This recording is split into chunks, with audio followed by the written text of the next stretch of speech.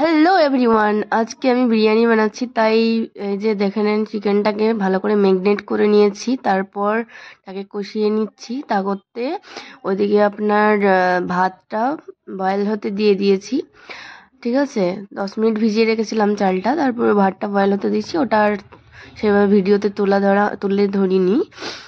আর এদিকে মাংসটা কষানো হয়ে গেলে রাইসটা ফ্যান ঝরিয়ে রেখেছি, দিয়ে এবার ওটাকে ঠিক করে হাঁড়ির মধ্যে সাজিয়ে নিতে হবে, কারণ ঠিক করে না সাজালে সেটা ঠিকঠাক মানে রেডি হবে না। ঠিক আছে, আর এবার এগুলোকে ভালো করে আলু, তারপরে মাংসটাকে ভালো করে, চিকেন বিরিয়ানি এটা, চিকেনটাকে ভালো করে সাজিয়ে নিলাম।